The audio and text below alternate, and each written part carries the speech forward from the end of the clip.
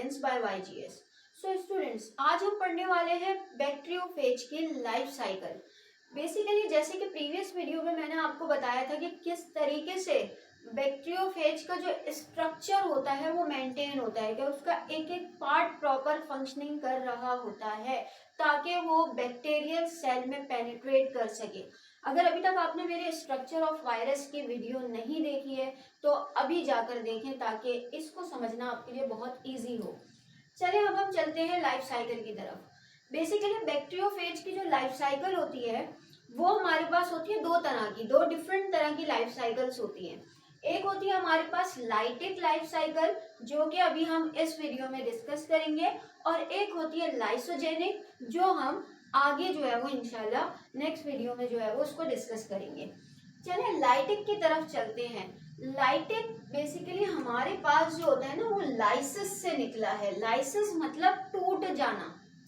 तो इसमें क्या हो रहा होता है कि बैक्टीरियल सेल टूट जाता है, बिल्कुल किल हो जाता है, खत्म हो जाता है, ठीक है, ताकि वो नेक्स्ट बैक्टीरियल सेल्स को क्या कर सके, इन्फेक्ट कर सके। अब basically in this cycle replicate inside the host cell. हमारे पास क्या होता है कि जो वायरस होता है ये होस्ट सेल के अंदर अपना डीएनए इंजेक्ट करता है और फिर उसके बाद वो डीएनए बैक्टीरियल सेल की मशीनरी यूज करके, यानी बैक्टीरियल सेल क्या है, अपना डीएनए बनाएंगे ना, वो अपना सब कुछ करेंगे, यानी अपने सेल के ऑर्गेनल्स तैयार करेंगे, जो उनके एक दो ऑर्गेनल्स होते हैं। तो ये क्या करते हैं, ये अपना डीएनए क्या करते हैं उसमें इंजेक्ट करते हैं और इंजेक्ट करने के बाद उनकी मशीनरी पर कंट्रोल कर लेते हैं। अब वायरस का जो डीएनए है वो जैसे ही बैक्टीरिया में जाता है तो बैक्टीरिया जिसे अपना डीएनए बनाना था वो वायरस का डीएनए बनाना शुरू कर देता है, वायरस की तमाम चीजें बनाना शुरू कर देता है। और ये जो पूरा बेसिकली हमारे पास प्रोसेस होता है ये इन 5 स्टेप्स में होता है।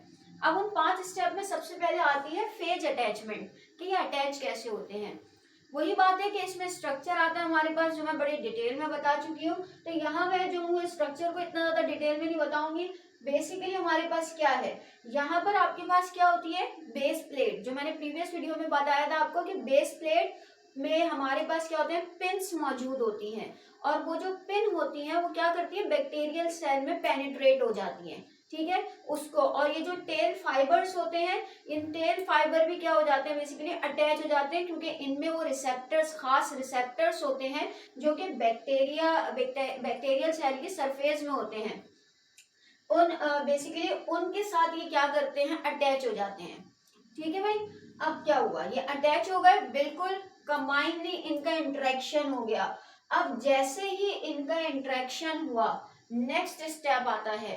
नेक्स्ट स्टेप में क्या होता है, बेस प्लेट में मौजूद पिन्स, वो पिन्स क्या करती हैं, उनमें होता है एंजाइम जिसका नाम है लाइसोजाइम। अब वो लाइसोजाइम क्या कर रहा होता है हमारे पास, लाइसोजाइम इस जगह से बैक्टीरियल सेल को, जो उनकी सेल वॉल होती है, उसे डिसॉल्व करना शुरू कर देता है।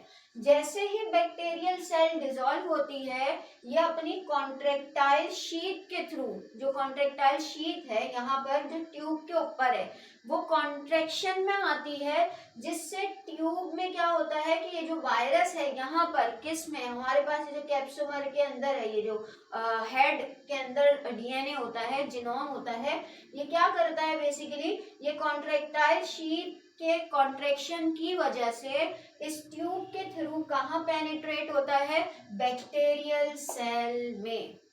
अब ये बैक्टीरियल सेल में क्या हुआ, डीएनए पेनिट्रेट कर गया। अच्छा, मजे की बात ये है सिर्फ डीएनए पेनिट्रेट करता है, बट डीएनए छोड़ दिया, काम हो गया, ठीक है।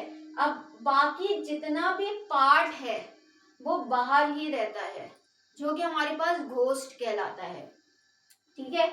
यानी कि डीएनए ने अपना इंसर्ट कर दिया है, अब डीएनए के बाहर का जो रिमेनिंग पार्ट है इसका वो बाहर ही रहता है, इसीलिए हमारे पास ये घोस्ट कहलाता है। अच्छा जी, अब आया next step which is replication of DNA या synthesis of basically DNA of virus. अब क्या होता है जी, आपको पता है डीएनए ही तो है हमारे पास जो रेप्लिकेट होता है, प्रोटीन बनाते हैं, फिर तो यही चीज होती है हमारे पास। डीएनए को इंसर्ट कर दिया, मशीनरी पर कंट्रोल कर लिया है, ठीक है।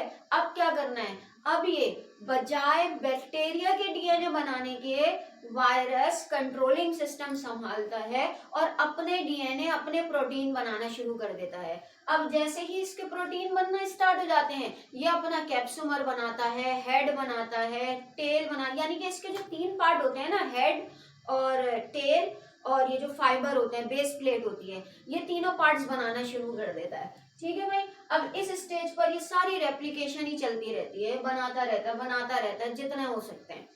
अब तकरीबन 100-200 ये तमाम पार्ट्स बनाता है। एक बैक्टीरिया एक लाइटिक सेल, बेसिकली एक लाइटिक साइकिल में जो है वो हमारे पास 100 से 200 जो है वो बैक्टीरियोफेज निकल कर जाते हैं एक सेल से।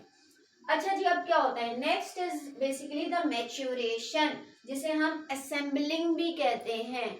अब क्या होता है, ये जो डिफरेंट पार्ट्स हैं, हेड हो गया, टेल हो गया और हमारे पास बेस प्लेट हो गया, ये असेंबल होना शुरू होते हैं। और ये असेंबल होने के बाद बहुत सारे यानी कि 100 से 200 बैक्टीरियोफेज वायरस बना देते हैं। अब हमारे पास बैक्टीरियोफेज वायरस तैयार है बिल्कुल हमला करने पर। किस पे? दूसरे सेल पर। अब क्या करते हैं, लास्ट स्टेज में इन्हें बाहर भी तो निकलना है। अब बेसिकली बाहर निकलने के लिए क्या करेंगे, लाइसोजाइम एंजाइम का इस्तेमाल करेंगे। लाइसोजाइम एंजाइम से ये क्या करते हैं, बैक्टीरियल की सेल वॉल को रैप्चर्ड करते हैं या इसकी प्लाज्मोलाइसिस करते हैं एंड देन 100 से 200 सेल यानी 100 to 200 सेल किसके, बैक्टीरियोफेज वायरस के, ये हमारे पास क्या होते हैं, रिलीज हो जाते हैं। तो इसे लाइटिक सेल इसलिए कहा जाता है। एट द एंड हमारे पास बैक्टीरियल सेल किल हो जाती है, टाटा खत्म, बाय बाय। तो इसीलिए हमारे पास जो है वो इसे लाइटिक सेल कहा जाता है। तो बेसिकली ये पूरी जो है वो आपके पास लाइटिक लाइफ साइकिल है बैक्टीरियोफेज की। आई होप कि आपको समझ में आई होगी। अगर तो समझ में आई है तो अपनी क्लासमेट के साथ शेयर कर दीजिएगा। पढ़ाई पर फोकस करते रहिएगा और अपना ख्याल रखिएगा। Thank you.